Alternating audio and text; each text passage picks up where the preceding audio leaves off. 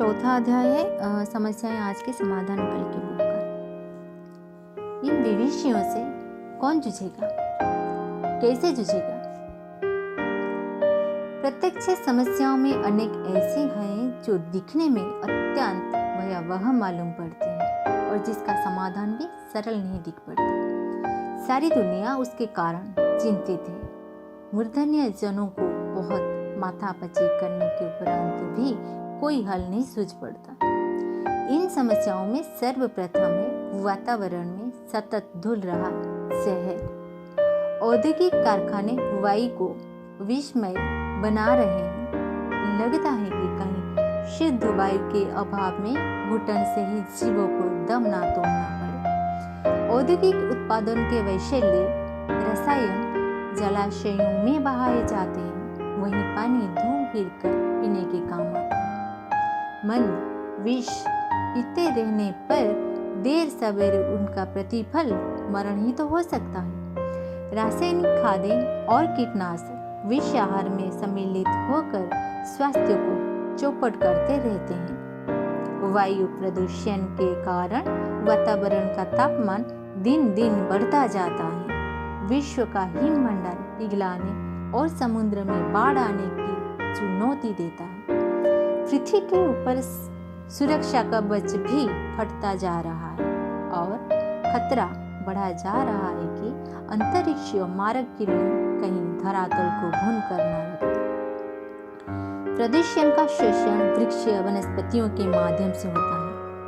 उन्हें बेतरह काटा जा रहा है। इसके धरती के रेगिस्तान बन जाने, भूमि की उर्वरता समुद्र में बहाकर पहुंच जाने, भयंकर बाढ़ आने, वर्षा का अनुपात घट जाने जैसे कितनी ही प्रकृति की कोप से उत्पन्न होने वाली विभीषिकाएं क्रमशः निरंतर बढ़ती जा रही हैं। उद्योग में कोयला, खनिज तेल आदि का इतना अधिक दोहन हो रहा है कि उस चिर संचित भूगर्भ वैभव का अंत निकट आता जा रहा है। ईंधन के अभाव में कारखाने एवं द्रुतगामी वाहन भविष्य में कैसे चलते रहेंगे, यह एक बड़ा प्रश्न है। फिर इसी प्रयोजन के लिए धातुएं भी तो असाधारण मात्रा में प्रयुक्त होती हैं। उसके खदानें भी तो सीमित ही हैं। जिस तेजी से उसका दोहन हो रहा है, उसे देखते हुए लगता है कि निकट भविष्य में धातुओं की उपलब्धि भी दुर्लभ हो जाएगी। धरती को तेजी से वनस्पति उत्पादन से छीनकर आवासीय प्रयोजन के लिए, कारखाने के लिए, दफ्तरों के लिए प्रयुक्त किया जा रहा है। उपजाऊ भूमि की कमी पड़ती जाने पर पशु पक्षियों तथा अन्य जीव जंतुओं का निर्वाह कठिन हो जाएगा और धरती का संतुलन भी गड़बड़ा जाएगा। पशुओं, वृक्षों और मनुष्य के निर्वाह का परस्पर अन्योन्याश्रित संबंध है। इन तीनों में से एक घटेगा मिटेगा तो शेष दो का भी सफाया हो जाएगा।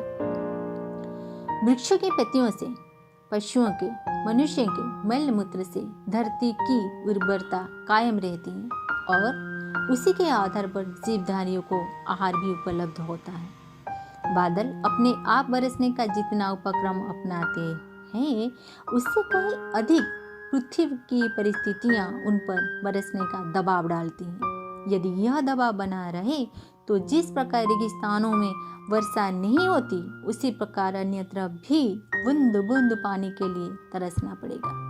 पानी और हवा, इनके बिना तो जीवन थोड़े समय भी स्थिर नहीं रह सकता।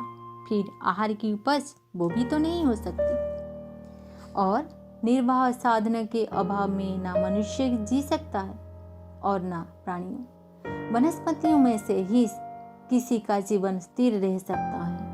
वर्तमान प्रवाह प्रचलन पूरे जोर से ऐसे ही दिशा धारा अपना जा रहा है, जिसके कारण भविष्य हर प्रकार अंधकारमय ही दिख पड़ता है। ऐसा क्यों हो रहा है, क्यों करना पड़ रहा है? इसके संबंध में एक बात बहुत जोर देकर कही जाती है कि मनुष्यों की जनसंख्या बेहिसाब बढ़ी जा रहा है। उनके लिए तदनुरूप ही बढ़े चढ़े साधन चाहिए।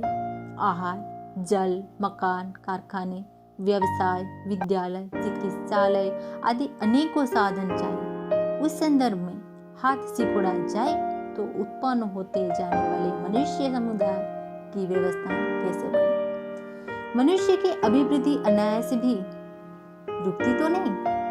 इन दिनों एक नया व्यवसाय और जन्मा है, युद्ध।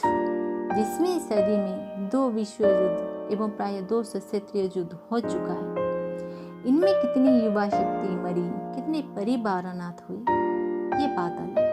युद्ध सामग्री बनने में जो जनशक्ति, धन शक्ति, बौद्धिक शक्ति लगी, उतने साधनों से इसी धरती को ना जाने कितना समुद्र बनाया जा सकता था। अभी भी जो तैयारियां चल रही है, उससे प्रतीत होता है कि सृजन प्रयत्नों की तुलना में ध्वंस की तैयारियां कहीं अधिक बढ़ चढ़कर हैं।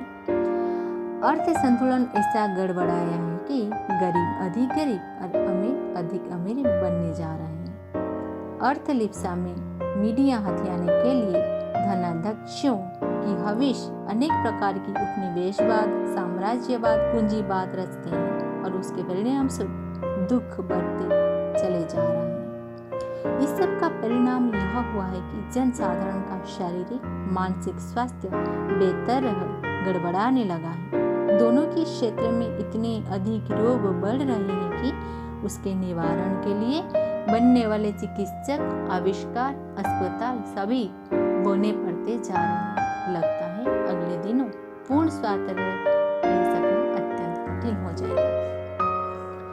शिक्षा का उद्देश्य नौकरी भर रह जाने से बेकारी, बेरोजगारी भी बाढ़ रोक सकना कठिन हो जाएगा। महंगी ठाट बाट के लिए व्याकुल बनाने वाली पढ़ाई अपने संतुलन बिठाने के लिए वेतन की ही तरह रिश्वत को भी समानांतर साधन बना रहे हैं। बताया जाता है कि जनता की भलाई के लिए नाम पर सरकार जो कुछ करती है ना, उसका 85% नौकरशाही तंत्र पर खर्च हो जाता है।